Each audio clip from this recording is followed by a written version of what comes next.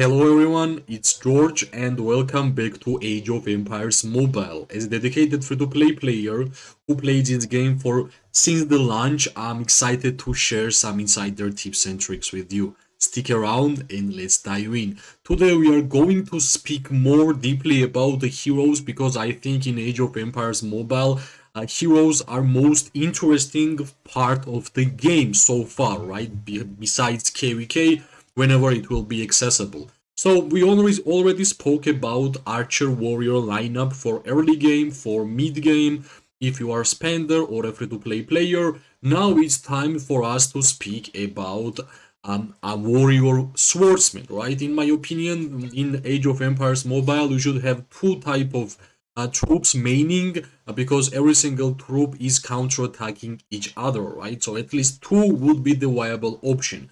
We are going to check the warrior section and we are going to apply swordsman. Whenever you're gonna do that, you will see that there is a lot of heroes which are looking amazingly.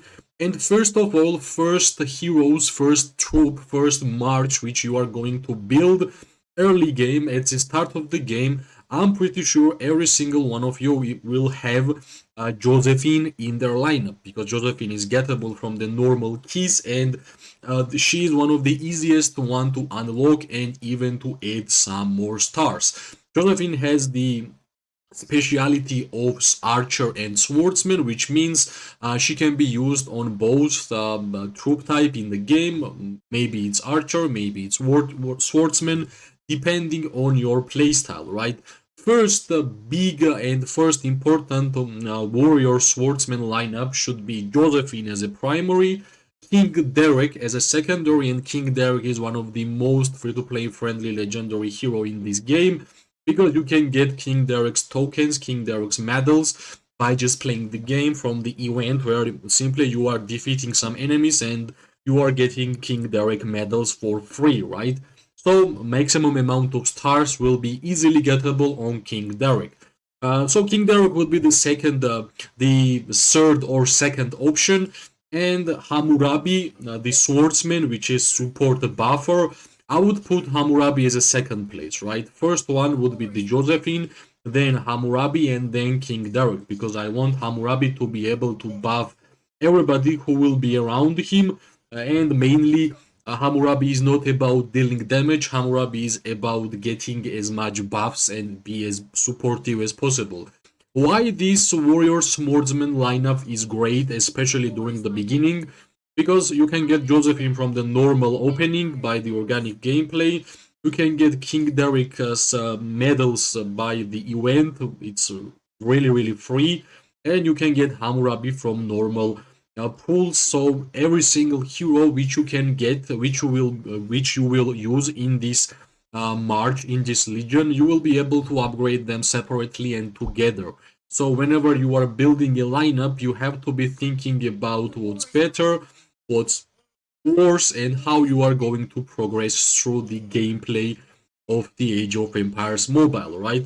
But as always, there is a lot more opportunities for us to make these warrior swordsmen even better, right? Same as a warrior archers, we have a progression here. For example, Josephine is a primary hero, second will be Hammurabi, and third will be King Derek.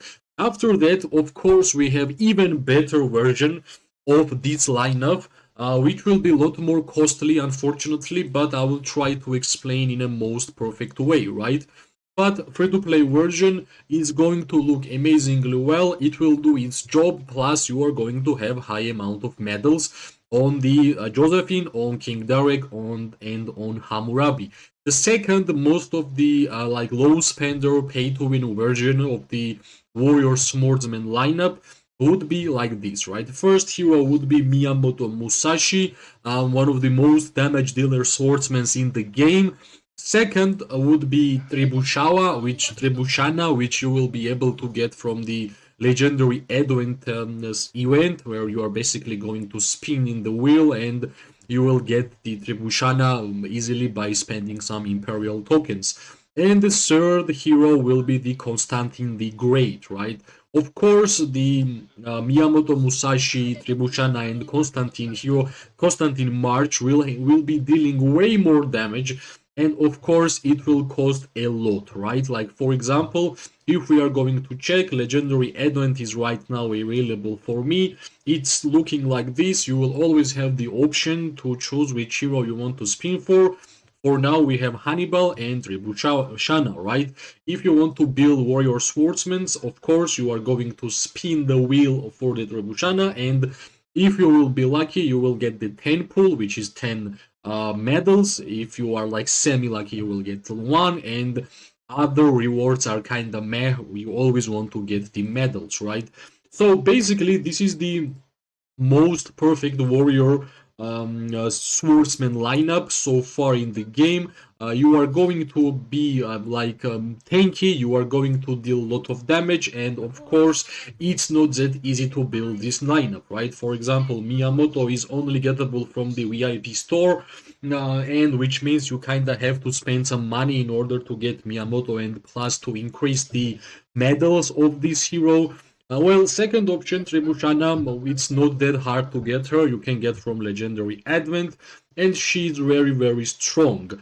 And the Constantine, I'm pretty sure you will be able to get Constantine from the like events where you have to spend a lot of funds, right? Besides that, I think like in general, Miyamoto Musashi is one of the best heroes in order for you to deal damage and in order for you to have amazing amount of well, merits in an amazing amount of statistical benefits, right? We are putting Miyamoto Musashi first because you are getting amazing skills by using him first. Like, for example, Flash of the Young, well, rage cost 250, deals might damage to up to 3 enemy troops, right? Every single hero which is going to deal damage to multiple targets will be amazing, especially during a war situation. That's why I think this pay-to-win version of the Warrior Swordsmen are like purely in terms of grade because you can deal damage to multiple targets, and whenever there is a war, alliance against alliance, guild against the guild, there is a lot of marches around the battlefield, and if you are dealing damage to multiple targets, you are doing amazingly well. Signature skill deals 1 instance of might damage to the enemy. This is the rate and has the percentage chance to let the hero with the highest might cast a signature active skill or turn-based skill. Well, great.